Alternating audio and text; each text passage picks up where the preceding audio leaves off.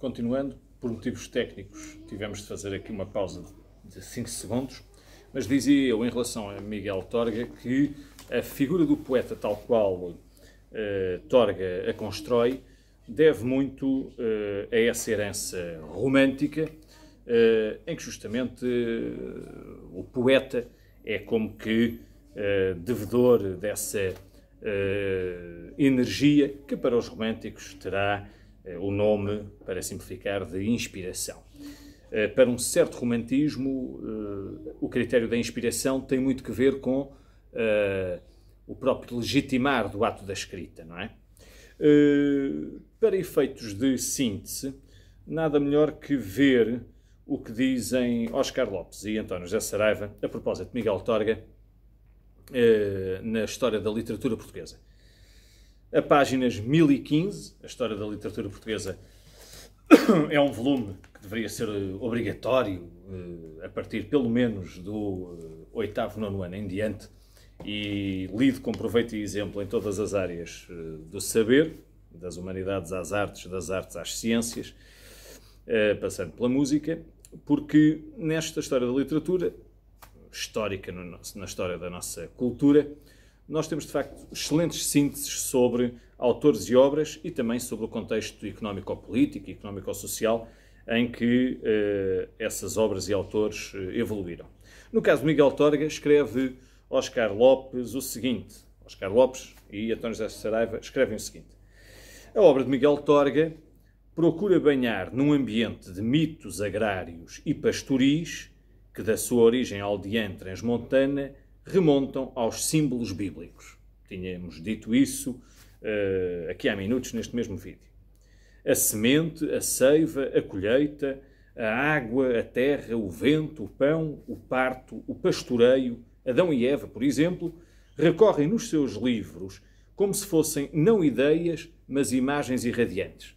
Numerosos pequenos contos de que é autor, bichos, também referimos há pouco, contos da montanha, os novos contos da montanha, dão por vezes de uma forma tensamente dramática a dura e simples coragem da vida humana rural e animal, despindo os casos de toda a intenção alheia ao ambiente simbólico referido. A sua poesia, e é isto que nos importa porque vamos analisar agora o Orfeu Rebelde, a sua poesia exprime os mesmos mitos agrário-pastoris, mas de um modo simultaneamente mais genérico e mais pessoalista. Ou seja, com um tratamento muitas vezes de primeira pessoa, em que os poemas ganham um tom muitas vezes intimista, confessional. Mas aqui, mais uma vez digo, não confundir o sujeito textual com a figura do autor empírico, porque é um erro que se paga caro na leitura da poesia. Como dizia o David Marão Ferreira, a biografia ajuda, mas não explica. Ora, a poesia de Torga exprime esses mesmos mitos agrários, é percorrida por apóstrofes e reptos ao Criador do mundo, esse Deus do Antigo Testamento, não é? O Deus castigador, que o sujeito torguiano enfrenta. E muitas vezes há em Torga a definição do poeta como, ou do homem como, arbusto de 2 pés, homem de carne e osso, Adão universal, multiplicado e sempre redivivo pela procriação, apesar da morte, ascendendo titanicamente desde a lama para um sentido terreno da vida, através de todos os erros e egoísmos que o tornam inimigo e explorador de si próprio. Essa poesia, diz Oscar Lopes e António José Saraiva, reflete ainda as apreensões, esperanças e angústias do seu tempo, dentro do seu titanismo individualista, numa coerência orgânica de imagens e numa pureza e originalidade rítmicas. É isto que vamos ter em conta na leitura do Orfeu Rebelde, que leio já de seguida. É um poema, enfim, consagrado, célebre, aparece em praticamente todos os manuais escolares e mesmo na universidade, quando se dá poesia moderna e contemporânea, creio que é um dos textos axiais da obra de Torga. O poema diz o seguinte. Orfeu Rebelde. Orfeu Rebelde, canto como sou. Canto como um possesso que na casca do tempo a canivete gravasse a fúria de cada momento. Canto a ver se o meu canto compromete a eternidade do meu sofrimento. Outros felizes sejam rouxinóis. Eu ergo a voz assim num desafio. Que o céu e a pedra, pedras conjugadas do moinho cruel que me tritura, saibam que há gritos como anortadas, violências famintas de ternura.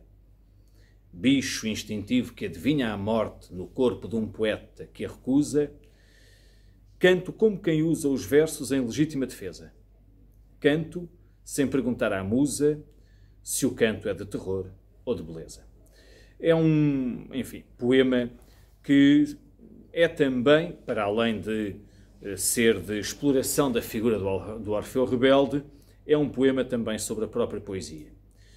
Poema que se divide em 3 estrofes, cada uma delas com 6 versos, são 3 sextilhas, num metro decassilábico, Orfeu rebelde, canto como sou, mas esse metro decassilábico tem depois outros metros que com ele oscilam ou que com ele variam. Nessa liberdade, lá está, de verso, de metro, muito plástica, que caracteriza a poesia do Torga. Se tivermos perante este texto, ou perante qualquer outro que saísse, porventura, no exame de segunda-feira, ou que porventura lessem ao longo da vida e quisessem explorar, nós talvez tivéssemos de ter em conta, em jeito de atenção à estrutura do texto, o número de vezes que se repete o vocábulo canto, seja como forma verbal, seja como nome. A palavra canto repete-se ao longo deste texto 7 ou 8 vezes. Orfeu rebelde, canto como sou, e este é o verso inicial e que justamente vinca a decisão ou o caráter decidido do sujeito, ele canta como é. Seguem-se 2 pontos a seguir ao primeiro verso, não é? Ou, aliás, no seguimento do primeiro verso, canto como sou, 2 pontos, quebra de verso, canto como um possesso.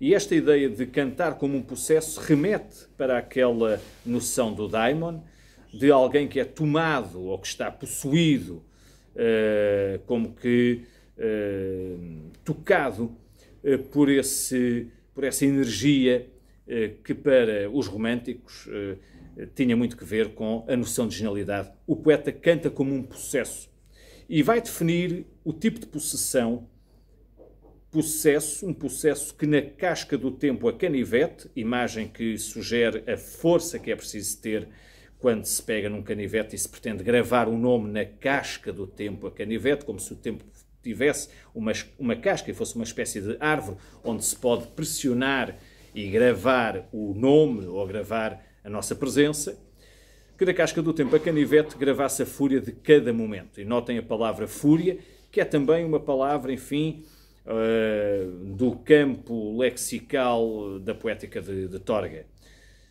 Gravasse a fúria de cada momento, ou seja, o poeta é aquele que imprime a cada momento da vida a fúria da sua presença. Canto, a ver se o meu canto compromete, outra palavra fundamental, apesar de poeta da presença, e apesar de se dizer em relação à presença que muitas vezes questões de natureza social ou questões de natureza de fundo político não fizeram parte do ideário presencista, não é rigoroso dizer-se isso.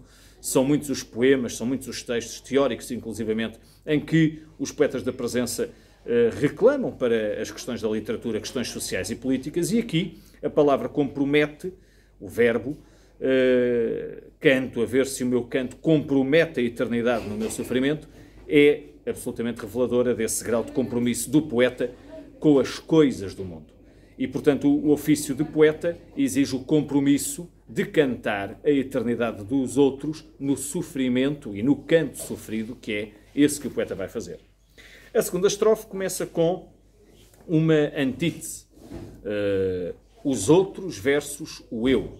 Outros felizes sejam roxinóis. Os outros felizes que podem ser roxinóis. Isto pode ser, por um lado, uma alusão aos poetas do sentimento ou da emoção fácil, de que o roxinol pode ser um símbolo. Aliás, há um livro de ensaios do professor Eugénio Lisboa, que não por acaso se intitula Rouxinol e Mocho, aludindo à tradição, à história dessa poesia mais emocional, figurada no rouxinol, ou intelectual, figurada no mocho. Outros felizes sejam rouxinóis, e agora a antítese é esta: os outros que são felizes rouxinóis não são o eu. O eu é aquele que ergue a voz num desafio, e novamente os dois pontos, porque se vai explicar que desafio é esse.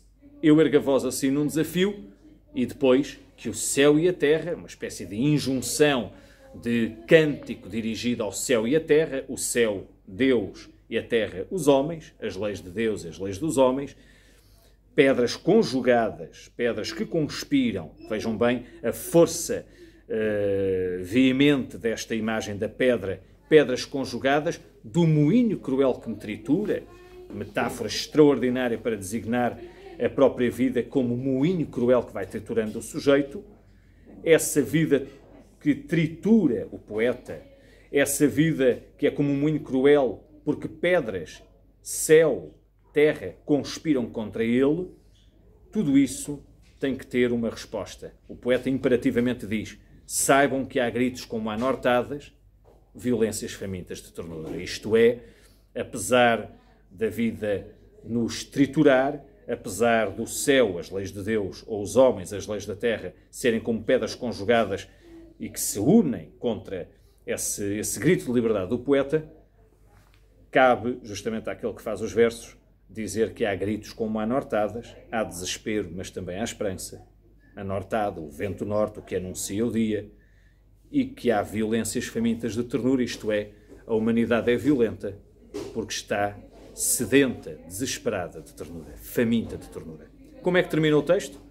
Com a definição do poeta, de novo: bicho instintivo que adivinha a morte, ou seja, o poeta, ainda que faça versos, ainda que seja fazedor da arte, é um bicho mortal, mas tem o instinto de adivinhar a morte no corpo de um poeta que recusa a própria morte. Os 3, 4 últimos versos são paradigmáticos. Canto como quem usa os versos em legítima defesa, naquilo que é uma afirmação da poesia como combate tão característica da Torga. Canto, penúltimo verso, sem perguntar à musa, a musa da poesia, Calíope, Mnemósino, sem perguntar à musa se o canto é de terror ou de beleza, abrindo o texto a uma interpretação possível. O poeta é independente e umas vezes fará poesia que irá fazer a denúncia do terror em que a humanidade vive, e outras vezes fará poesia acerca da beleza.